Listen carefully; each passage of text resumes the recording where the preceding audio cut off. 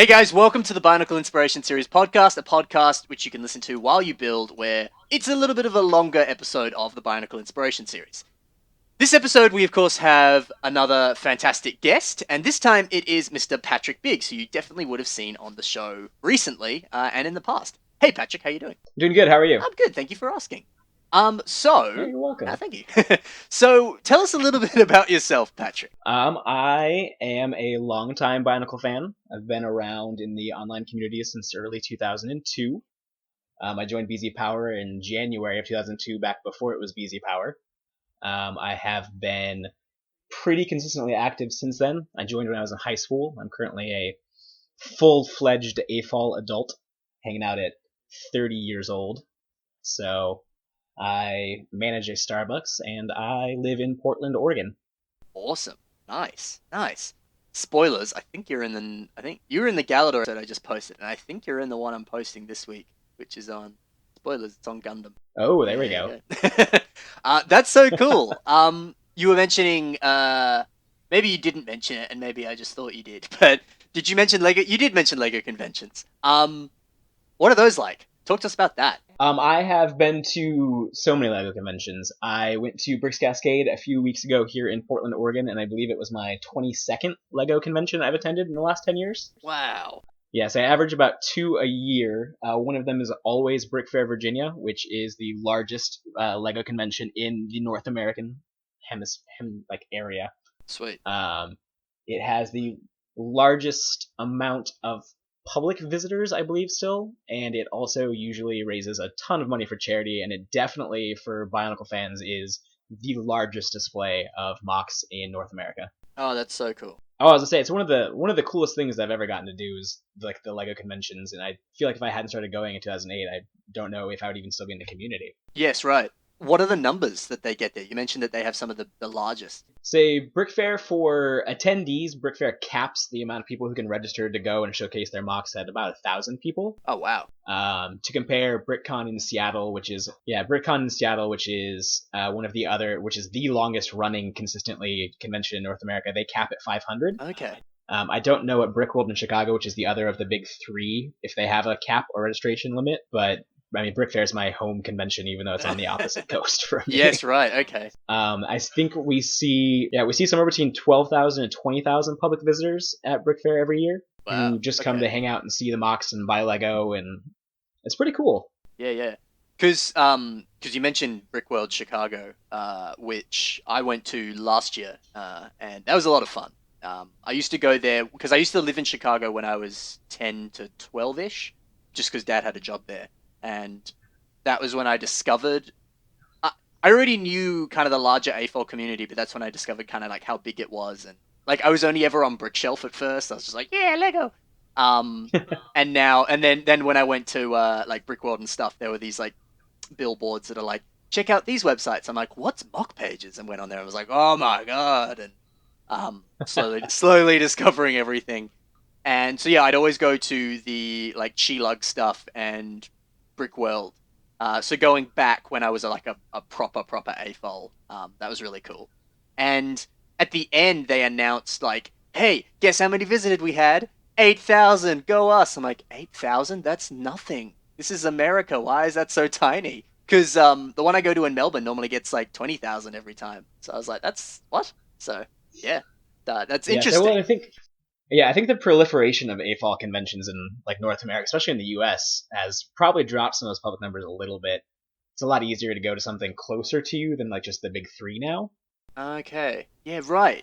See, like, I guess I kind of have this stigma that, like, it's America. Why wouldn't you want to go to, like, the big and best ones and stuff? That's really interesting. Okay. And I guess kind of... No, go on. I keep interrupting you. My bad. Oh, that's okay. I think your average, like just adult person who's like, oh yeah, I'm gonna take myself or my kids to this Lego convention. I don't think they have any idea which convention is the biggest or which one's the thing. They're just like, oh, there's one in my town or there's one next door. Like, let's go. Yeah, that's true. Especially because I don't know. Do you think that? Because I've seen people arguing this online. Like with all the Lego movies that have come out, the stigma of, oh my god, wow, this is a convention where people make Lego. That's so unique and cool. I want to go. Has kind of changed. Maybe not died, but it's at least changed because it's a little more commonplace to see cool Lego stuff now. I don't know. I think you probably have both and. I mean, I know the year that the Lego Movie was released was one of the biggest years for Lego profit-wise and set sales in like the history of the company. And I Yeah. know we even saw like a spike on BZ Power, which has nothing to do with the Lego Movie or system sets, just for Oh being wow. like, oh yeah, there's this massive like inpush of people being like, oh, what's this Lego thing and what is it in media and like how can I be more like involved with it? But at the Yeah. same time, it being more normalized. I mean, you probably have things where people are like, we don't need to go to that. We can look at Lego all in our home. And you also have Yeah. people Yeah. who are suddenly more interested in it than they were before. That's true. That's true. So it's probably a wash, would be my guess. Yeah. Good point. Yeah. Interesting. Interesting. Yeah. Cool. I suppose we should start. Not that that's a problem. This is a podcast. I'm always happy to just go off topic. I reckon we start off with how we normally work. We have three mocks on the show. We essentially do an episode of the Bionicle Inspiration series, but one of them I asked Patrick pick a mock of yours that you'd like to talk about. Patrick then picks a mock that he wants to talk about that isn't one of his, and then I pick a mock that I want to discuss, and maybe we'll have bonus mock. I don't know. Maybe you tell me. So I reckon we start off with Patrick's mock.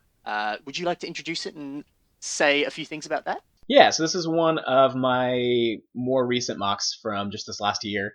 It is a kind of a future reimagining of Ekimu.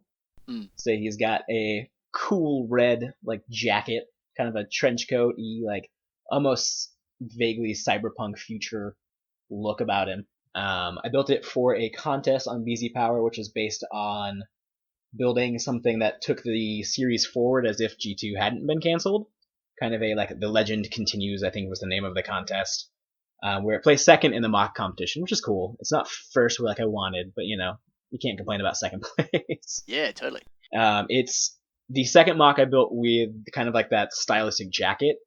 I built Yes, one before that that was more of an East meets West like naval costume, and I was like, I really like this design, and I tend to get stuck on designs and stuck on iterations just to see how far I can push a design or what I can do with it before I've exhausted just the ideas with it.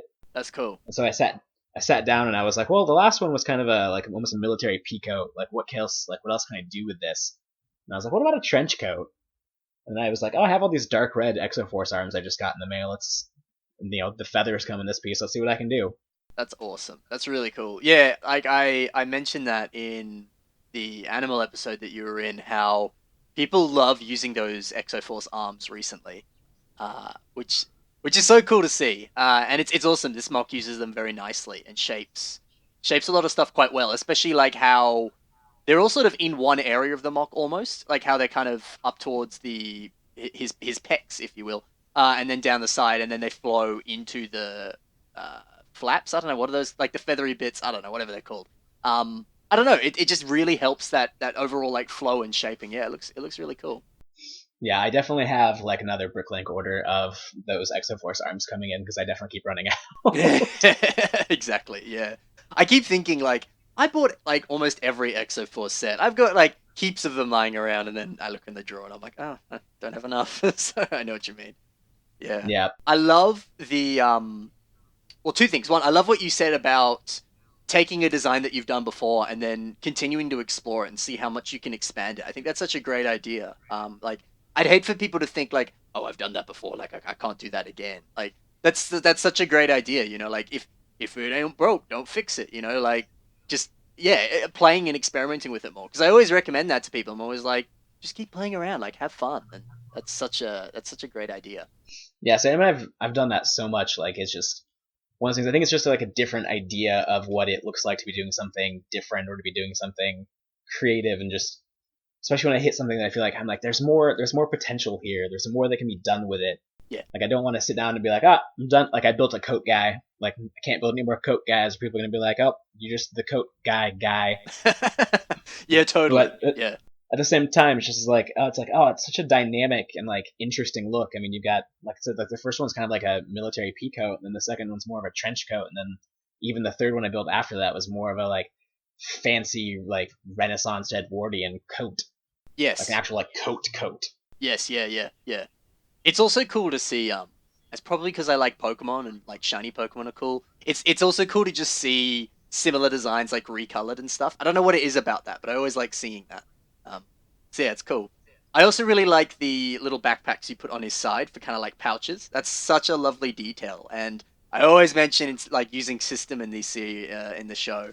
So that kind of opens up a whole nother ballpark for me of just like you could use Lego backpacks or like other accessories on minifigures for an accessory on a Bionicle. I think that's awesome. Yeah, so I definitely can't take credit for the backpack idea as pouches. I can't All remember right. who I saw do it first, but I definitely was like, oh, I need to order some of those, Mm-hmm. Mm-hmm. And and especially and so I there's definitely did. yeah, cool, cool. Especially because there's heaps of backpacks now as well. It'd be good to experiment with different ones, see how that looks. That's cool. I'm jealous of your trans blue Ekimu mask, by the way, because Australia straight out didn't get the last wave of G2 Bionicle, so I do not have that set. I wish I did. Man, if I had more than just the one of that one, I'd be like, here you go.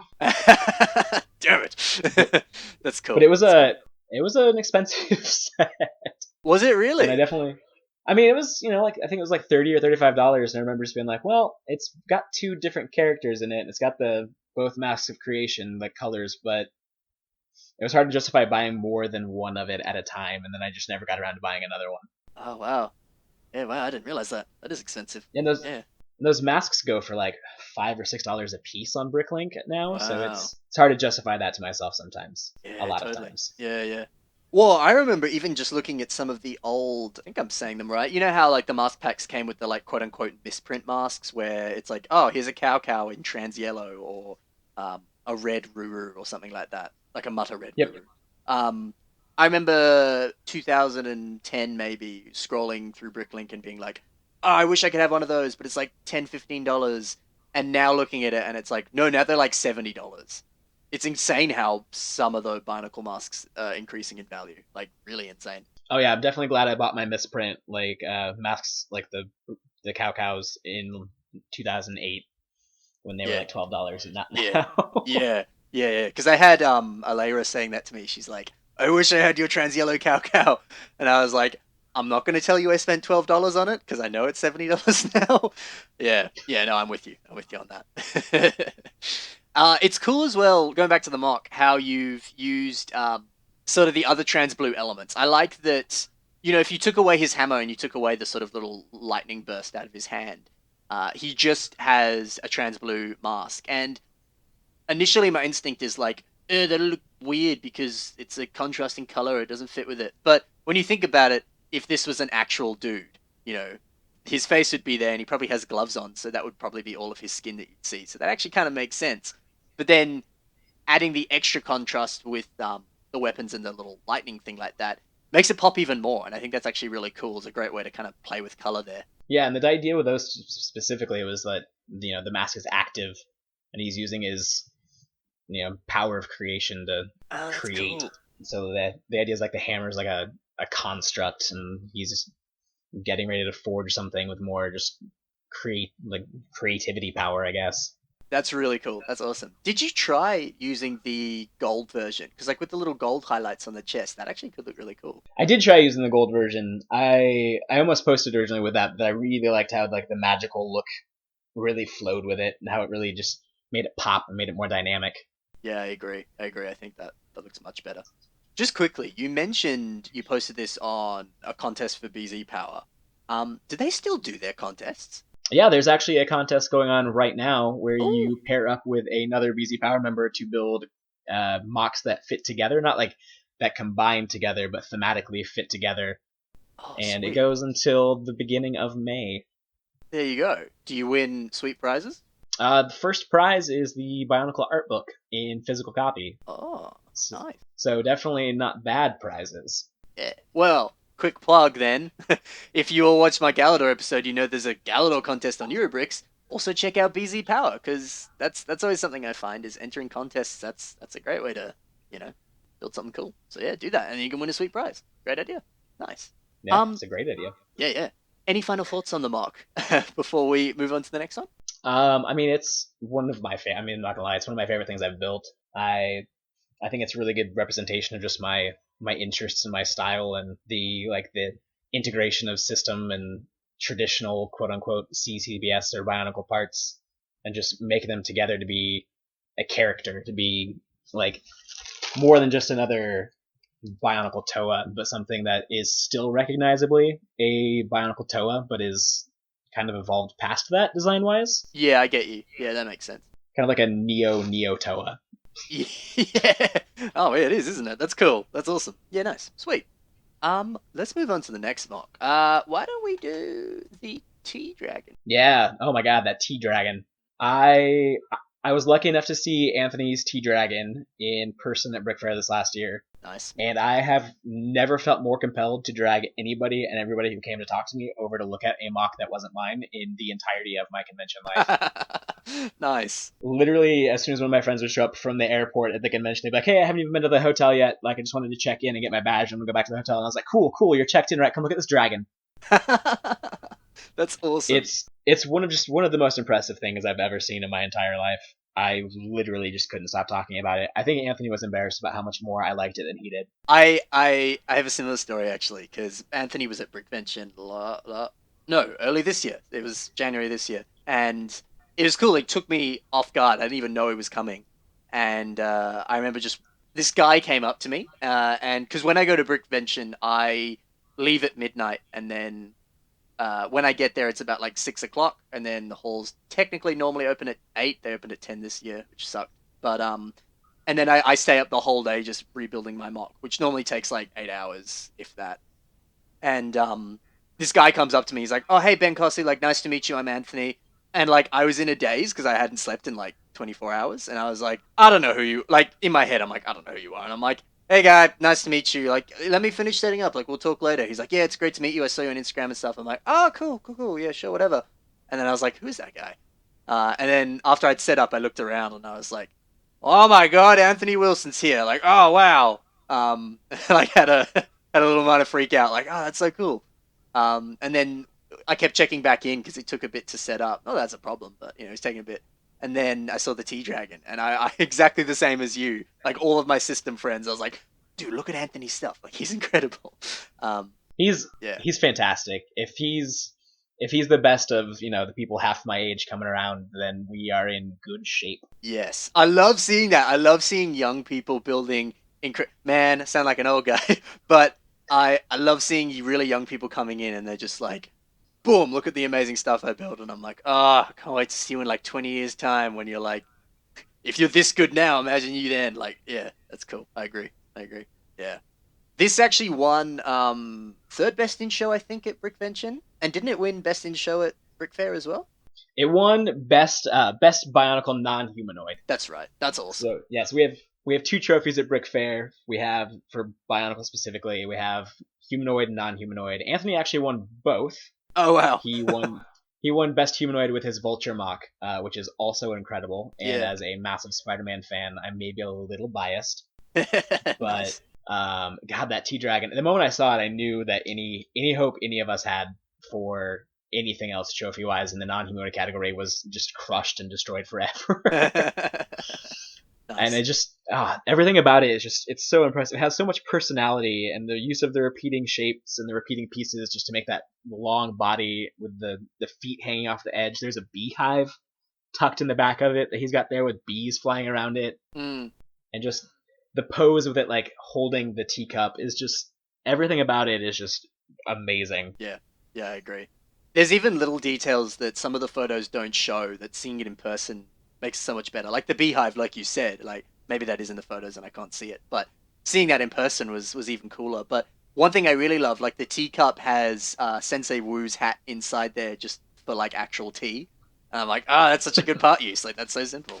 Yeah. That just the little like tea cakes sitting on the plate. There's just everything about it, and just watching him like put it together and just like place and everything balanced so well and everything stood and everything like the only time anything fell over is when somebody was irresponsible nearby and like knocked something over, and even then it just all like held, and I was like, this is incredible. That is incredible. Yeah, wow. And just like I said, I just wanted to drag literally everybody over and be like, look at this dragon, it's my favorite thing I've ever seen. Yes, yeah, yeah. One thing that blew my mind though, like when I was around talking to Anthony, I was saying like, yeah, dude, like great stuff. Like you should be so proud of that. Like, congrats on winning and stuff." And he was kind of like, "Eh," and I'm like, "What do you mean, eh?" And he's like, "Ah, I don't really like the T Dragon. Like, there's some, like, if you look at the back, like, it's just awful." Blah, blah. And I was like, "No." I couldn't even understand how he thought that. I'm like, "This is incredible. You don't even understand." Like, It's literally one of the coolest things I've ever seen, and he was like that at Brick Fair too. Just incredibly, just much more humble than I am in person or right. online. Right, right. I mean, like, I never know how to word this, but like, I have this stigma about mocking. Maybe stigma is the wrong word, but I always feel that there is a certain level, like, there is definitely a certain level of ego. Like, you can't be all like, "My stuff is amazing. I'm the best builder in the world," because, like, But I definitely think there is a level of like, you need to still be proud of what you do. Like, I understand that the artist is always their own best critic or biggest critic rather. Um, and like that's totally justified and totally fair. Like you should always have a critical eye over what you do so that you can improve. But I definitely think that, and I see it in painting and like sculpture, like not like traditional art. I also see it in the Lego system community and the Bionicle community. I see heaps of people who like constantly self-deprecate themselves or constantly put their own work down, even when they build some of their best stuff.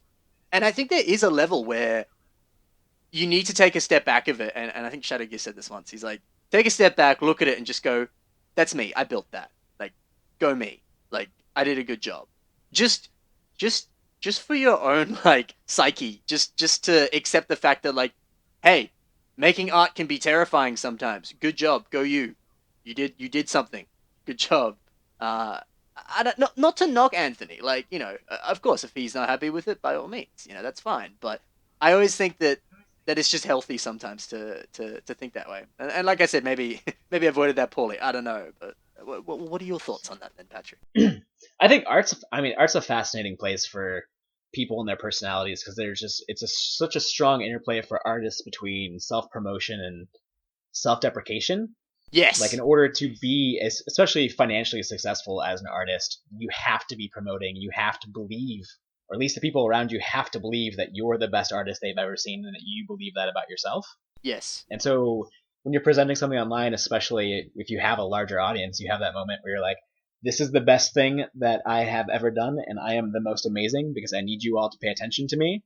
But right. there's that drive in the back of your mind too to continue to create that just says, but what if that's not the best thing I've done? What if that's not the best thing I could do? Mm, What if that idea is not fully realized, and what can I do next? How can I push it forward?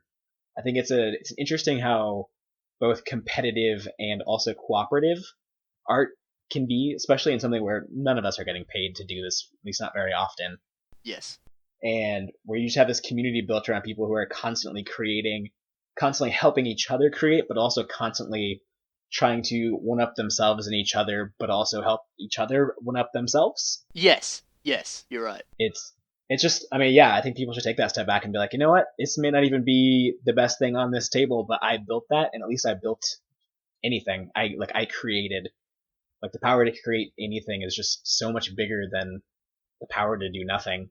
Totally, 100%. Yeah, I agree with you. But one thing I definitely stand by is, for example, and I'm sure you've had this too. I was at a convention in Perth, um, last year called Bricktober, which is totally copyright. I'm sure that's copyrighted because Lego has Bricktober events all the time, and every time I Google Bricktober to like see cool photos of it online that I might have missed or something, every time it comes up with the Lego stuff. I'm like, why did we call our event Bricktober? Anyway, I went to set up and put all my stuff down, and one of my, because it's Perth, like I know most of them. One of my friends comes up and he begins to set up his thing. He's like, "Ah, man, I'm next to you. Like my stuff's gonna look terrible next to you." And I'm like, I like stopped him and was just like, "No, don't say that. Do not compare your stuff to anyone's. Like that is not a healthy place. Like you can't openly compare your own stuff to other people. Because kind of like with what I was saying before, like if you're constantly in self-deprecation, like that is never a healthy place to be in. That is bad vibrations. That is bad times. And doing that at a convention like that, you're just gonna feel crappy about what you do. And it was interesting because by the end of the convention, he was like, "I'm really happy I displayed. Like, heaps of people like my stuff. Like, that was really cool." And part of me was like, "Good. I'm happy that you're like really confident about what you do now." Because the whole time he was like, oh, but I'm just a terrible builder. And I was happy that by the end he was really confident and happy with his skills. But part of me was also like, yeah, but what if you came in proud of what you did? Like it's one thing to get that validation from other people because that's always cool. But what if you had self validation first? Because I think that's where true happiness lies. I don't know. Maybe I'm being philosophical, Ben, too much, but I don't know. I think it's just kind of the nature of the art and the hobby, especially considering how many of the people who engage in the hobby they're just kids, True. and it's one of those things. Sometimes I have to remember when I'm looking at something somebody built, and they're like, "This is my super serious mock," and I'm like, "All right, so let me treat it like a super serious mock." Give them a like an honest but fair evaluation, and then I have to stop and be like, "But also, you are 14 and I am 30, and that is not quite how I want this to play out." Yes. Like Right. it's different when your hobby it's like your adult hobby versus your kid hobby. Right. Okay. Yeah. I see what you mean. And so, but at the same time, like I like at conventions when somebody comes up and they're like, "Oh my god, my stuff's next to yours," and I'm like, "Heck yeah, display next to me. Like let's do this." Like people are gonna come over and be like, "Oh my god, like this T Rex," or this what usually happens is, "Oh my god, look at this gray spider that you have here that I built in 2005," and just it's a spider. And I'll be like, "Yeah, it's a cool spider. Did you see this thing over here that this guy built? It's pretty cool, and I like this part about it a lot." Yes. Yes, I And agree. and I like that. I like being at conventions, and I like having people see my stuff in person, and I also like seeing other people's stuff in person. And I like just the look on other people as they feel that validation that maybe they have problems feeling themselves. Yeah, yeah, because I agree with you on that. Like, it's such a great. This just became the convention podcast. I love it.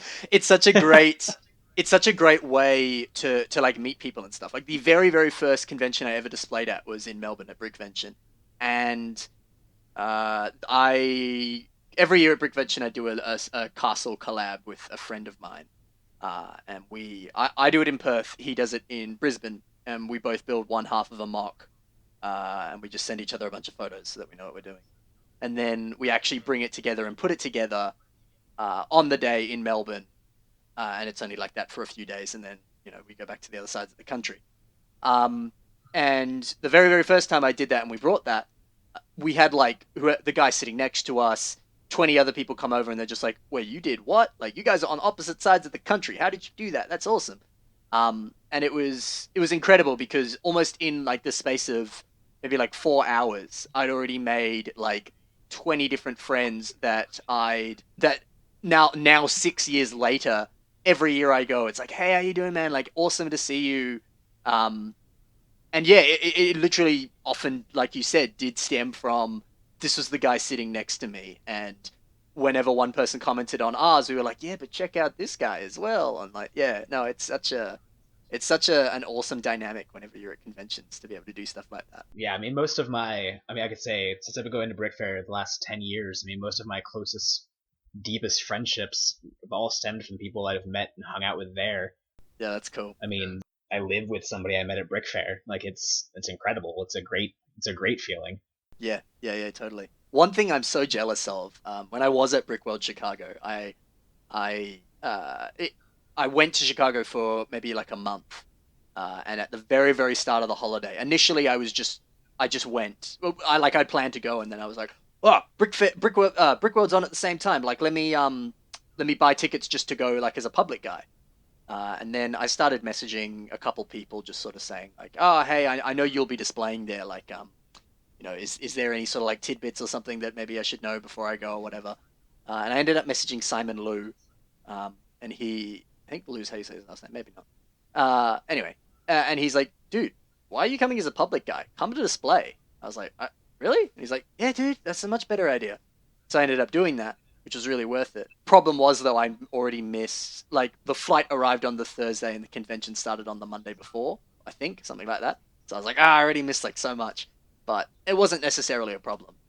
Um, and one thing that was so amazing for me that I didn't even realize was the convention hall never closed over that entire week period. It was the fact that so many people went to the hotel, stayed there for the week, and then it was like, oh, head down to the convention hall, stay as long as you want, go to bed at like 2 in the morning, wake up at like 10 the next day, and just repeat it again. And I was like, oh my god, that's incredible. Because in Melbourne, it's like, nah, guys, it's 5 o'clock. Get the fuck out. Oh, not supposed to swear on this podcast. Get out and get out. We don't want you here. Come back at like 8 tomorrow morning. And it's like, ugh. And that makes me so like mad jealous because that sounds like such an awesome environment. And especially too if you were like staying with friends and stuff. Like, oh, that sounds cool. Yeah, Bricks Cascade has an ending time for the hall. Like it closes at like 10, and you can't get back in. Okay. But that's the convention center's policy. Yeah, fair enough. And we usually have people like Madison and I who we live here. We usually have people from BZ Power come and stay with us at our apartment. So what usually just happens is our apartment becomes a Lego convention trip party apartment. That's cool. But Brick Fair usually does. The convention hall doesn't usually close till like 2 a.m. Okay. and they allow on specific times and like days they allow drinking and like partying, and so you'll just have a bunch of adults just like literally hanging around, just watching like each other, looking at mocks, and like just this really relaxed environment of everyone just being like, look at this mock, it's 1 o'clock in the morning, and we're just all hanging out and talking. That's awesome. Yeah. I remember Brickworld had one of the one of the coolest nights where I don't know if other conventions do it. I think it's a Brickworld thing where it started one year and since then it's kind of become like culture for the convention where I think it's called Night of Lights and essentially at 10 o'clock on I think the Saturday they turn off all the lights in the building and the only thing lighting it is the lights on all the different mocks. So apparently, when it first started, like 3 people had stuff, and so it was this thing of like, if no one can actually see your table, like, what are you doing? And so now almost everything had lights, and it was incredible to just walk around a very dimly lit room and just see mocks at night. It was kind of almost like walking around like a very light kind of I don't know. It was almost spiritual. It was really cool. Um, and that was when people started like drinking and stuff. Like it was kind of like an hour of just walking around, and then people started to drink and stuff like that. Um, which was really really cool. It was just such a unique experience. Yeah, I know what you mean. That's cool. I wish, man, I wish the Australian conventions are like that. I miss this. It's just such a unique feeling and like place. Yeah, yeah, definitely is. Yeah. One thing, we'll get onto the other mocks soon, I promise. One thing that I, I think is worth bringing up because when I like I said when I go to Melbourne and stuff, there's so much I do there that because I've met so many people, like it's a little more of a relaxed environment for me, and it's so much easier to converse and talk to people and stuff. But when I went to Chicago this year, I made the mistake of like there were 2 Bionicle builders there who I'd known online and then meeting in person, and that was really cool. So I spoke to them a lot. But there were a bunch of system builders there, like Nick Brick and Simon Liu and a whole bunch of other people. And I think inadvertently I kind of got like slightly starstruck to an extent. So there were kind of like people walking around and stuff, and I was kind of slightly intimidated to talk to some of them. And so I kind of made that mistake of not being really, really social. And as I left, I was kind of like, no, no, no, like I had a good time, like it was okay. And I did, I had a great time, like I absolutely loved it. But part of me, in hindsight, was like, man, I wish I'd talked to people more. Like, I kind of strung out in a sense, not socially engaging more. And then when Brickvention came around, started this year, I was like, this time I'm talking to people. And normally I end up walking around the whole convention hall like 10 times over the course of the 4 days and seeing everything in like lots of detail. Whereas this time I was like, man, I've only been around like one and a half times at this point, and it's like the final day. I'm like, this is weird. But it's because I spent like 90% of the day talking to people, and I was like, that actually kind of made this the best convention, the best brickvention I've been to. And I was like, I'm really happy that I did that. And it's just interesting, kind of playing with both perspectives of like, no, no, I'm going to be very just looking at Lego heavy, or no, no, I'm going to be very social today, or whatever. Um, it's cool. It's cool the different ways that you can approach the convention, and neither is wrong, and neither is right, and neither is better necessarily. But yeah, I don't know where I was going with that, but I think I made sense. It's okay. I mean, some of my best years at Brick Fair years were on Sunday at the very end of it. I'm like, all right, time to get my camera out and take pictures of all of the mocks in the whole convention. And I go, have I walked around at all? Yeah, Have yeah. I like have I spent any time looking at the other things in here? Yes. Like it's become just such a thing where I go and I spend time with all of my friends, these people who I only see like once a year, especially the BZ Power staff group, which I've gotten so close with the last 10 years.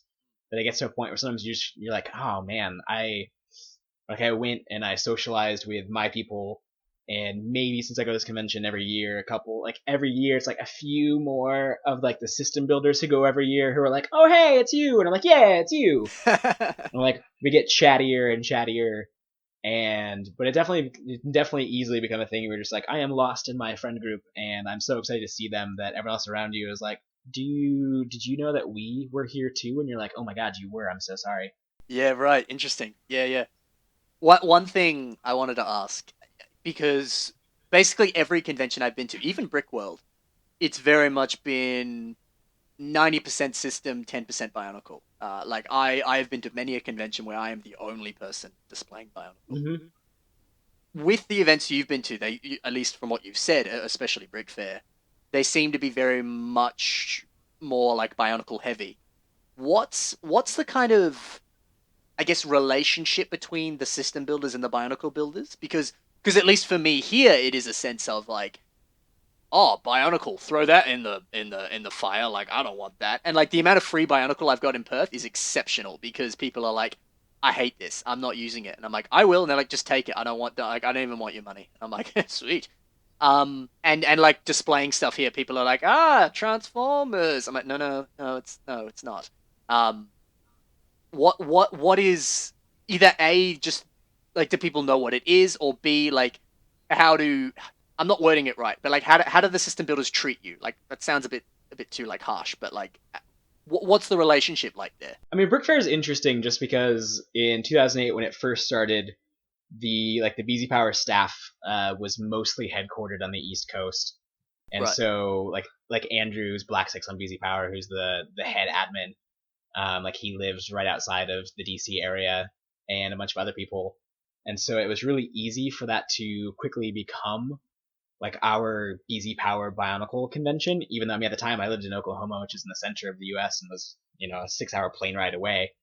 It kind of became this thing where we were like, this is our convention, and this is the one that we're going to go to. And over the years, as BZ Powers faded out, as the community spread out from message boards to social media sites instead, Yeah. that's never really stopped.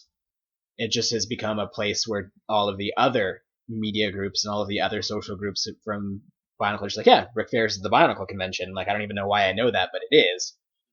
And so it's become a thing where it's the largest or second largest or third largest theme that displays at Brick Fair every year. Whereas things like when I went to BrickCon the first time in 2013 in Seattle, Mm. there we were the only like theme on display that was in the back corner with the vendors instead of on the floor with everybody else. Oh wow. Yeah, we didn't even have space to sit behind our tables and showcase our stuff. So like during public hours, we just left because we didn't have anywhere to sit and like talk to people and be like, yeah, this is our thing. Like we had a good time. Oh, Like that's we just had two tables for like a dozen builders that just were there.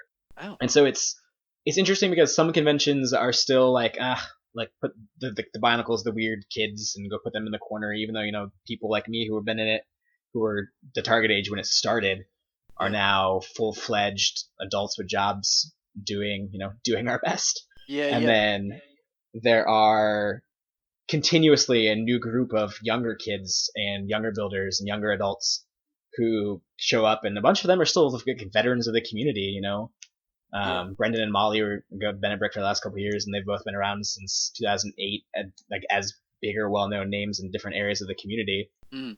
And they've only gone the last couple of years, but you suddenly have different groups and different people, and so it can kind of either get written off as like, oh, that's where like the loud kids are, or that's not really Lego, or you might even have the best intentions, like at Bricks Cascade, which it's my local convention I adore. Mm. The first several years, we were just kind of like there in a corner, as they were like, oh, I don't really know what to do with you guys. You're younger than the rest of us. You're doing something we don't really understand. Mm. And now, several years later, the people who organize the convention and the Portland people, like they come over and they chat. They've all followed me on social media. I'm kind of me and a guy named Jason from BZ Power, who's XTCJ there. We were kind of the local Bionicle people, and like they come over and they chat and they're like, oh my god, your guys' stuff is amazing, but there's still that kind of public disconnect where public will kind of like glance at the table and be like, I don't know what that is, so I'm gonna go over to the castles. Yeah, right. Interesting. Okay. And yeah, so it just kind of depends on which convention it is. I mean, really. I mean, I don't Yeah, know how many Bionicle mocks are at Brickworld, but my understanding is it's not a lot. yeah, last year it was me bringing one Bionicle because that's all I could fit in my suitcase. Uh, Lego Metal was there with basically like a whole trestle table. He had quite a lot, pretty good. And then Nathan Ingerson was there as well, and he had probably two trestle tables. But that was it. And I mean, like, that was, yeah, what, three tables all up? And then a couple, oh, that's a lie. Uh, Brick Daniel's son. I think I'm saying your name wrong. I'm so sorry. I put you on the last podcast. You're a great guy. I'm sorry. He had a bunch of Bionicle stuff that was all like Marvel themed. So what that? I want to say maybe like five tables, but that's five out of probably like 200. So like, Yeah, barely anything. Um, but that said, the most Bionicle I've ever seen at a convention. So yeah, yeah, yeah, it's definitely it's interesting. There are definitely times where I wish that it was taken a little bit more seriously in the rest of the community. But at the same time, I understand it's so different looking and it's so different like acting. At the same yes, time, it's like Lego's done castles since the original like sets have come out. Like AFOLs at these conventions are doing castles and pirates in space for decades upon decades, and Bionicle grew up in the social media age, and so it's just an entirely different approach to community, to engagement, to personalities than maybe the more quote unquote like traditional nerd hobby. yes, yes. You're right. And so it kind of comes across a little different. Like I don't think people at even like say Brick Fair, like the organizers there, I don't think they even entirely understand the way the different even just the different Bionicle communities have grown around social media and how they've changed and how they all interact with each other, sometimes not at all, sometimes weirdly, Mm, and how different that is from, like classiccastle.com or Eurobricks or just like castle like classic space people who for the most part all of those people tend to just hang out on Flickr or maybe cross pollinate on Instagram, but that's about it. yeah, yeah, totally. What one thing that I had a friend say to me at Brickvention in Melbourne, there was last year there was a good amount of Bionicle, which was awesome. Again, I just brought one Bionicle, but that's because I had three suitcases worth of system stuff. And there's another guy. Oh, I'm so sorry, I forgot your name. And then there was another guy. One of them's on Instagram. I know who it is. I'll look it up. Um, anyway, they were there and I had good chats with them, which was nice. But what my system friend was walking around with me, and we stopped at the Bionicle table. He's like, "Can you explain this to me?" I'm like, "What do you mean?" He's like, "I don't like looking at this. I want to like it, but I don't understand it. Like, for example, I can look at a system build and go, that's cool because he used this technique and he played with these colors and da da da. But this, I can't look at this and go, oh wow, look, he used that piece. What a clever part use, or that's very creative, or that's very commonplace, like blah blah blah. He's like, I can't do that with a Bionicle. So like, even if I want to engage with it, I don't know how. I was like, oh, that's interesting. Um, so I kind of explained as best I could, but it was again it was kind of difficult without him having some kind of more knowledge about it. But I just found that really interesting that it's like even if I wanted to, I Yeah, physically don't know that's how. definitely been my experience, like 100%. Yeah, right. As much as I'm enjoying talking about conventions, I think I think we should finish off the Tea Dragon. Is there anything else you want to talk about on it? um I feel like we have actually covered a good Yes, amount. I feel pretty good about it. I just want to reiterate that it is probably my favorite thing I've ever seen in Awesome. person. I love it so much. Yeah, yeah, it's incredible. Yeah. Yeah, nice work, Anthony. Let's move on to the mock that I picked. Wink, wink. Called this is a mock by Jafer called Hector. I guess I'll start this time. One has a peg leg. That's awesome. I feel like I don't see enough mocks with peg legs. That's great. And the little addition of that kind of scope eye on the mask, and I mean that would just be like I don't know, probably like shoving in like a pin or something into the eye socket there, which not a I wouldn't say that's an illegal connection, but it's not a it worked. So there you go. Um, there's a lot to love about this mod. There's some fantastic shaping, especially like around the waist and stuff. Yeah, it's great. What are some of your thoughts, Patrick?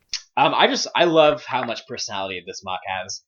It's supposed to be I'm pretty sure a like mad doctor, like an inventor, like vaguely Frankenstein y, and I just you feel it. Like you look at it, you're like, ah, yes, he's wearing a lab coat or a like plastic, like the plastic coat that you would wear if you're Yeah, yeah, dealing with dead bodies or that kind of apron style, and you can just see all of that about it immediately, and it just looks so. It just does that. It balances that look between like these plastic parts are representing clothing and cloth, and also personality so fantastically well. It's literally everything I could hope to build in something. It just you look at it and you're like, yep, that's an evil scientist who is going to try and take over the world, and I know that just by looking at it. I don't have to read anything about it. I yeah, just know yeah, it. yeah, yeah. Isn't that incredible how some mocks can do that? They can just instantly convey a personality. Yeah, I couldn't agree with you more on that. That's cool. Yeah, it blows my mind how I briefly mentioned it just there. But the that like Skrull armor piece in Dark 10 and those two Dark 10 Hero Factory parts, those flow so nicely into each other. That's cool as hell. Yeah, just the way those parts fit together. It's such a smart build. Like it's everything about it is just it's everything I could hope to do in my own stuff. Just I would almost even just say that it does it better. Just you look at it and you're like, ah, yeah, like I said, you just look at it and you know everything about that character immediately. Like you just imagine the backstory and you can imagine what the world that he is in feels like and what it looks like, and I just that's everything to me. Yeah, I yes, I totally agree. One thing that, well, two things actually that I love is one, just the arms. Like obviously that chainsaw arm is incredible, and I love it, and I love the little like flame addition like just the addition of the flame piece on there instantly makes that look more steampunky. I think that's really cool. But actually, just referring to the like upper and lower arms, how they are literally just a Hero Factory bone with tires on them and then an extra shell and stuff like that.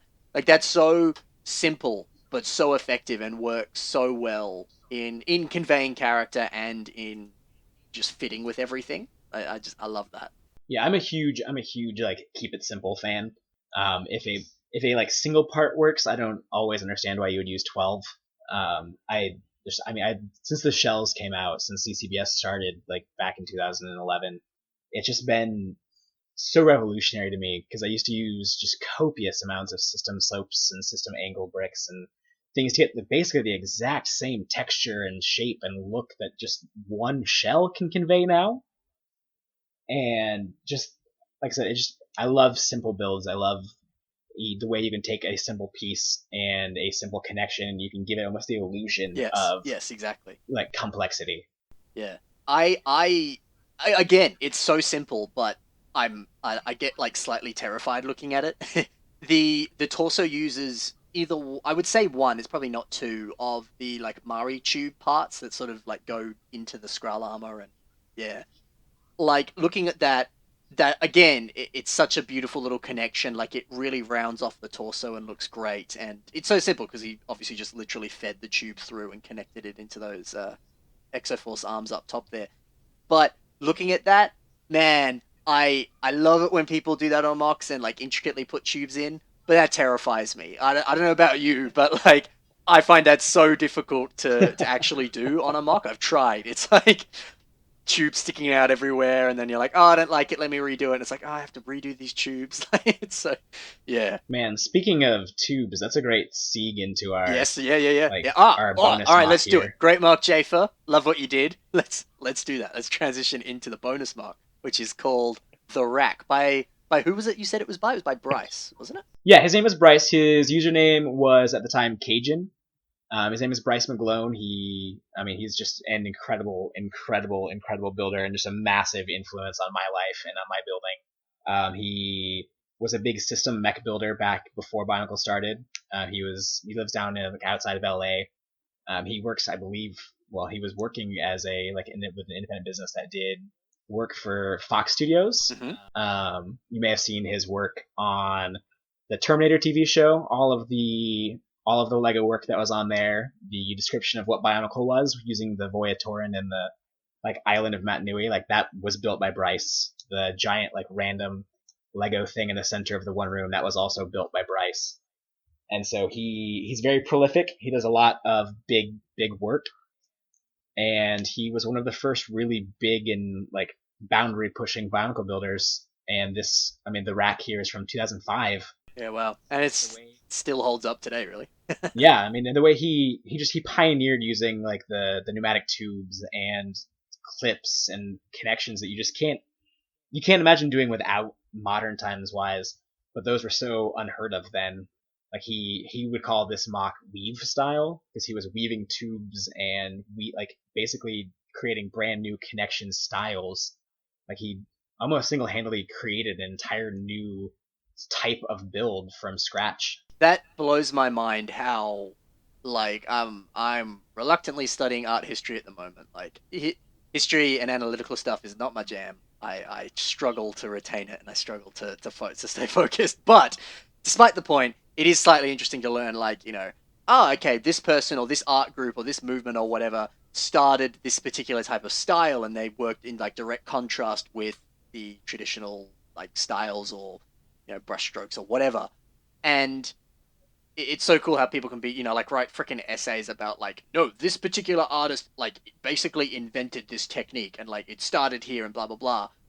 And to be able to kind of do that with Lego is slightly fascinating to me. Like I would never go and write a bloody essay about, Bryce started building tubular systems before it was popular, and he is a pioneer of Lego.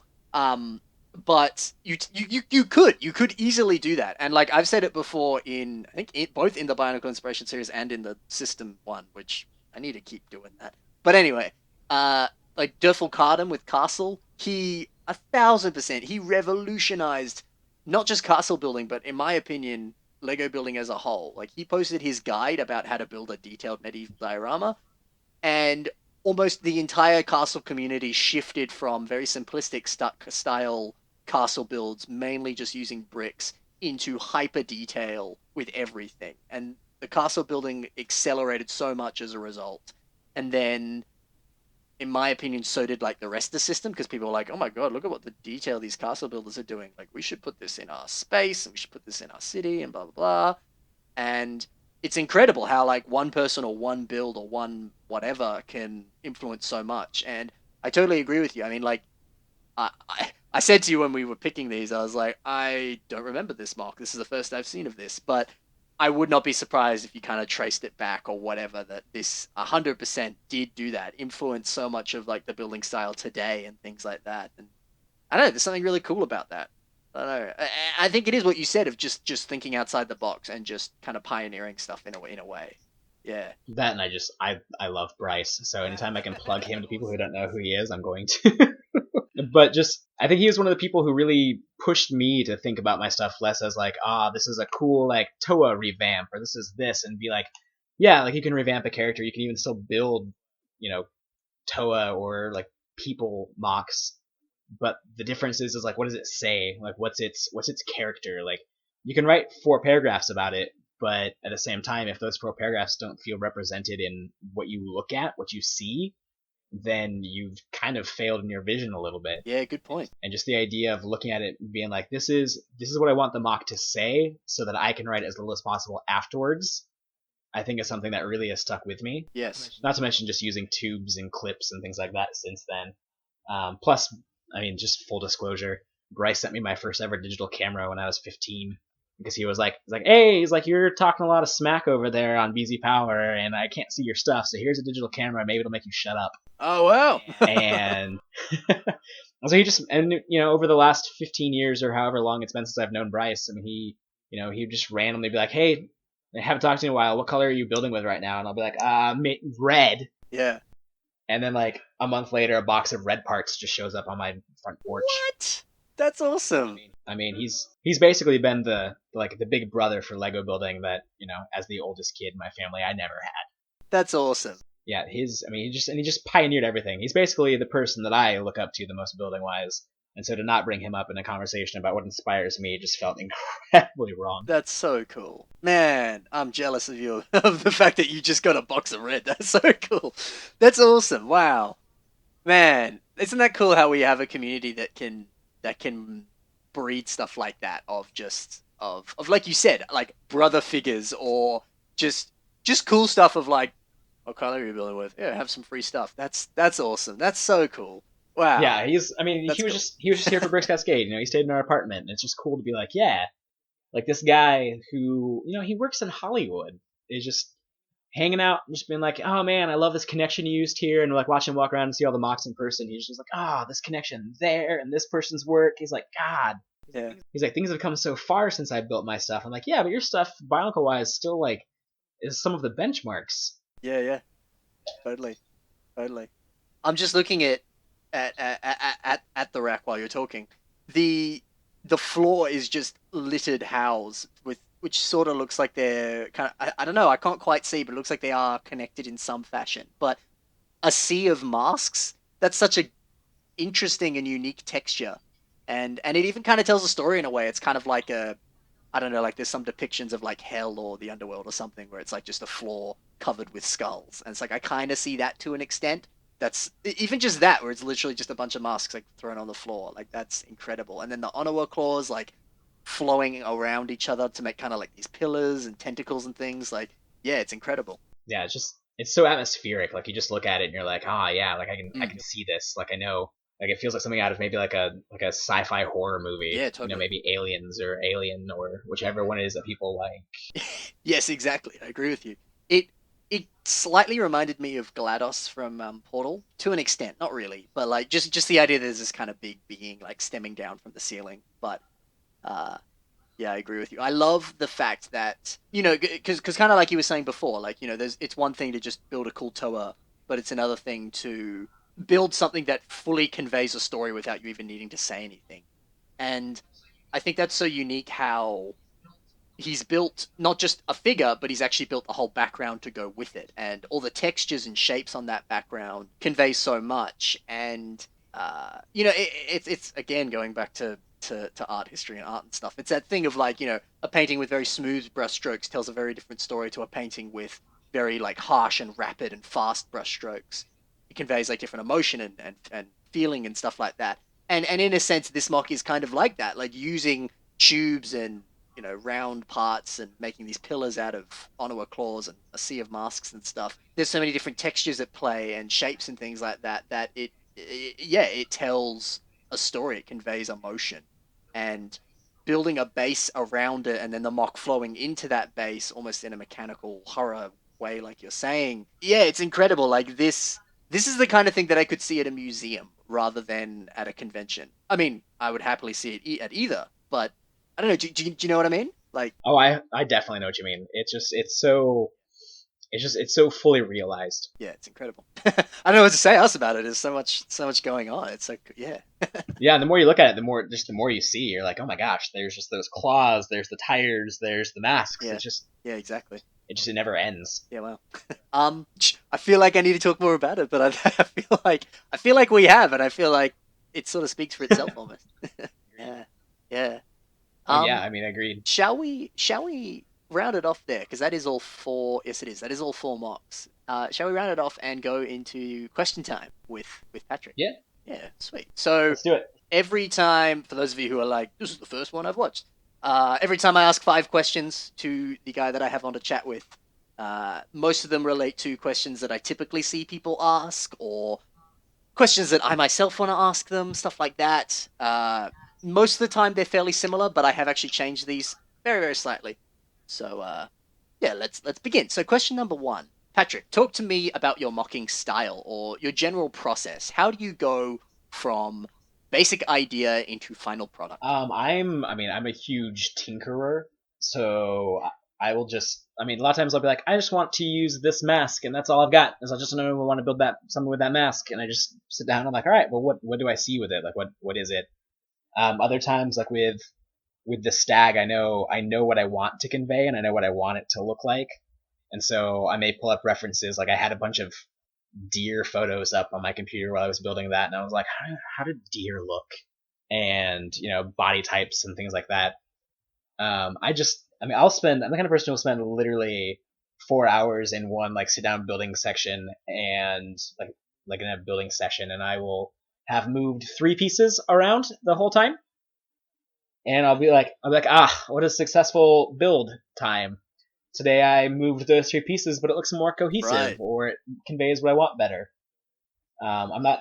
I'm not a quick builder. I see some people who build things and they're like, "Here we go! I built this in 2 hours." I'm like, "Oh, that's neat! In 2 hours, I put that head on that torso, and that's all that I did." Uh-huh. And so, I do a lot of stealing from myself, Yeah. where I go, what did I do when I built something similar, and how can I do either the same thing, or how do I see that connection and then do something drastically different? Right. Or That's how do I cool. take that waist design and turn it into a an upper torso instead? Yeah, that's cool. I like how you were saying you can spend so long on just moving like a couple parts, but then at the end you're like, no, but now it flows very very nicely and stuff like that. Like I'm like that a little less now, but that's just because I'm a little less of a perfectionist, which I think is a good thing.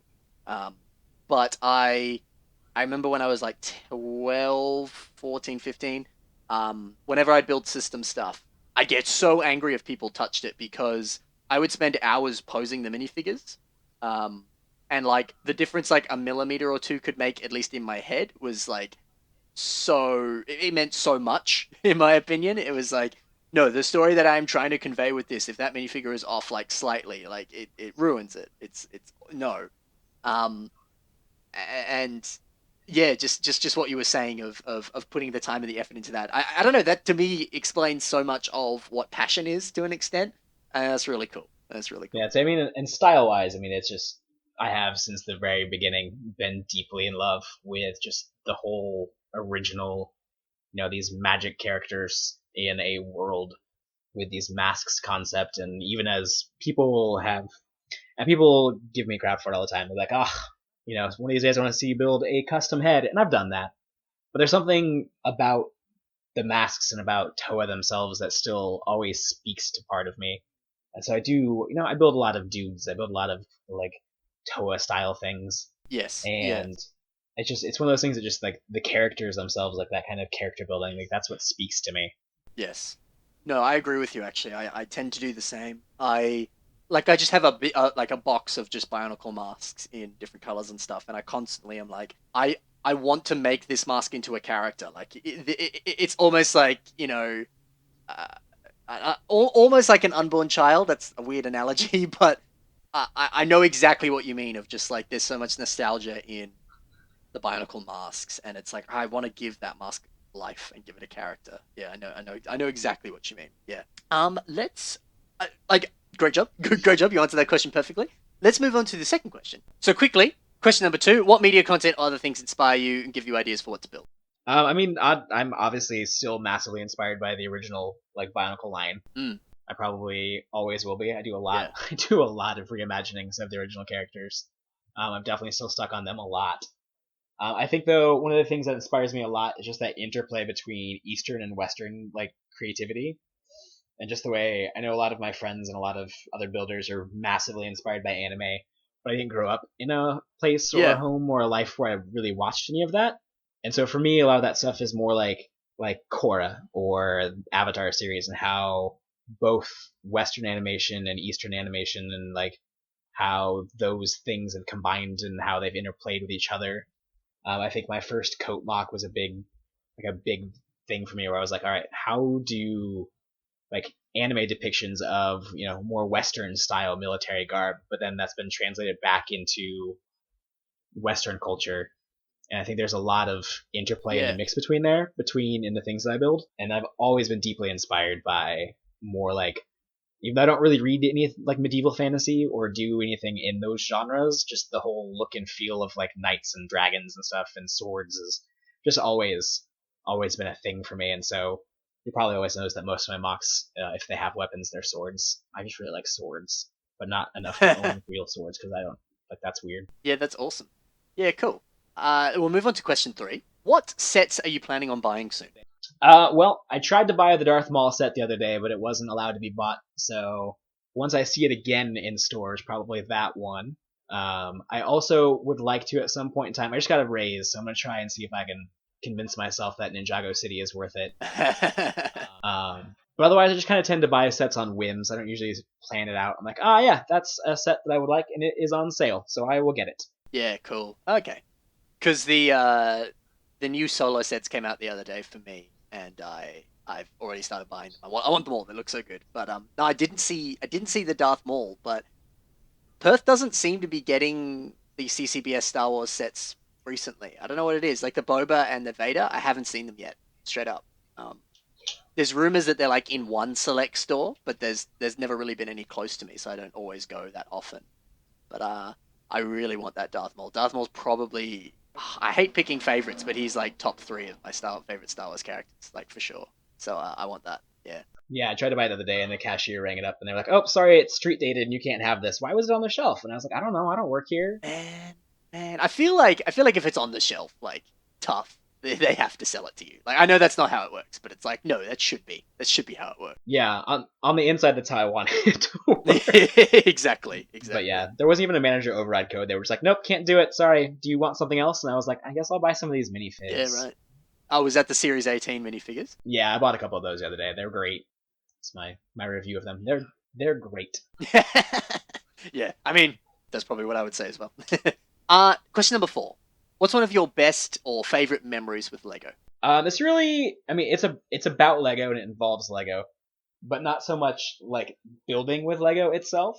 But my best memory is probably going to the New York City Comic Con in 2014 when they did the big like reveal of Bionicle G2, and I worked behind the scenes on that with Lego for several months before that, and so getting to go up there and meet designers and artists and Lego employees who work in Denmark and who are some of the concept artists and doing all those things and getting to just hang out and talk with them about the line and see all those people excited about it and all the different Bionicle fan groups who were all attending, and like it was just one of the coolest memories I think that I ever had. Like I probably that I'm ever going to That's have. incredible. Man, I'm jealous. That's cool as hell. That's awesome. Yeah, I mean it was super fun. I'd never been to New York City Yeah, before, yeah. and so it was. I mean, it's still the only time I've ever been. And just wandering around Manhattan with other Bionicle fans. We met some of the guys from Roots Bionicle, Wow. the Russian Bionicle fan site in Central Park, and we took That pictures is. together and like talked about That's Bionicle, so and cool. it was super cool. And man, the fact that Lego contacted some of you guys and sent you future parts, that would have been insane. And I'm so jealous. It was pretty insane, and you can be jealous. It's fine. It's something I never expected to happen. It was Yeah. I just got an email, and it was like, oh, Julie at Lego, and I was like, all right, and I opened it, and it was like, oh, will you sign an NDA before I can tell you the things that we're gonna talk about? And I was like, all right, I don't know what this is about. Like I texted Whoa. Andrew at BZ Power, and I was like, do you know what this NDA is about? And he's like, you should sign it. And I was like, okay. And so, I sent her a digital signature on it, and Yeah. the opening line of her email, it wasn't even like, oh, great, like thanks for signing it. It just said, so we're bringing Bionicle back in 2015. And I just remember sitting there in my kitchen and being like, oh my god, like we'd Wow. already we'd already had all the leaks and we all kind of knew it already. But I was like, in my hand, I was like, people were still like debating whether or not that black and white photo was real, and I was like, oh, it's real. Wow. Wow. Man, I can imagine you and all the other guys who were involved in that just seeing all the discussions and just like wishing you could comment, but just like, oh no, I signed an NDA, like I can't do that. Man, the silence must have sucked, but that I would have been Yeah, it amazing. was That's it was great, incredible. especially once I had the parts in Yeah. person. Because I think we got the parts in like maybe a month before Brick Fair, so we had like 3 months with them before we could even showcase anything we built with them or show them to anybody. And it's just like, I have these, and they're neat, but I can't show anybody. Wow. Wow, man. Yeah, just get. I hope that happens again. I hope that happens again. I hope you get that privilege again. That'd be I don't incredible. know if I care if I get the privilege again. I just want Bionicle to come back again. Yeah, right. Exactly. Or at least just a CCBS theme or Just yeah, something. just a But yeah, CCBS theme would be great. God, yeah, I miss that a lot. yeah, me too. That'd be cool. Be really cool. Speaking of CCBS themes and sets and stuff, what's one of your favorite sets from the past? Whether it's System or whether it's Bionicle, doesn't matter. I try to think of a favorite system set, and I don't think I have a favorite system set. The things I display at home change so often. I mean, I've got the Ninjago movie big dragon boat thing Okay, that I could have told you the name of literally 5 minutes ago, and then I tried to say it out loud, and it's complete Destiny's Bounty. there's the one. I've got it on display, and I think that's one of the coolest sets I've ever bought. But I think my favorite set of all time. I think I have to be really, really, really lame and just say the original Kopaka. I mean, he was on the big That's cardboard not lame. standee, that like box art with him standing on top of the mountain, like holding a sword and a shield, at the Walmart I went to when I was a kid, and I was like, I don't know what this is, but I'm a big Lego fan, and I had all the throwbots and all that kind of stuff, and I was like, I need the guy with the sword though. Like I don't know what this is about, but I need that. And just the Yeah. image of him just standing there on top of like the mountain, and just the snow and the wind and the little trails of clouds behind him. That's seared into my memory. That's so cool. I remember, I don't know how I first found out about it, but I remember basically the way my day started when I was, gosh, well, probably like, I don't know how old I was, but however old I was, really young. And it was like, we're going to go to, I think it was called Jungle Gym. It was like a jungle gym. It was like a indoor play area. And that was the plan for the day. It's like, okay, we'll take you there. You can play with your brother, have a good time. And then after that, we'll go to the shops and we'll buy a Bionicle. I was like, oh, and that was the start of Bionicle. This was Toa Mata and stuff. I remember playing and being like, I'm a Bionicle, like, wow, it was so good. And then going and being like, oh god, which one do I want? And I ended up picking up Gully, and so did my brother. And we just played all day with it. And then looking at all the like instructions and the little like pamphlets and things you got, and just like drooling over the art, being like, whoa, what's this Toa that like washed up on a beach? And like, yeah, like, whoa, look at Kupaka with the mountain, and like, whoa, and just like losing it at how cool all that was, and that just like started it. That was, yeah, yeah. That's Yeah, always really cool, isn't it? yeah. I made my dad go to 3 different stores to try and find a Kopaka so that he would be my first one, and then none of them had it, so Golly was my first set. Oh, really? Oh, we both got Gully first. That's so cool. Oh, that's awesome. I actually never bought Kupaka. I bought all the others except him. Oh, my brother bought Onawa. I didn't buy Onawa, but I felt like I had it.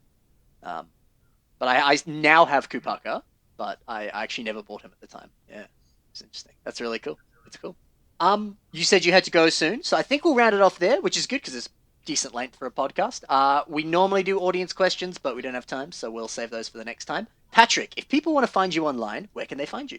Well, they can find me on Flickr. My handle there is dviddy, Dviddy, which is also my username on Instagram. Nice. And then I'm Perfect. on BZ Power as DV, and you know, I probably won't accept your friend request if you send it to me on Facebook, but I'm there too. gonna go now send a friend request, Patrick. No. Fantastic. Perfect. Thanks very much for being on the show. It was a pleasure to talk to you, and hopefully we'll see you in a future one. Yeah, it'd be great. Perfect. All right. Thanks for watching, guys. Happy building. See you in the next episode. Bye.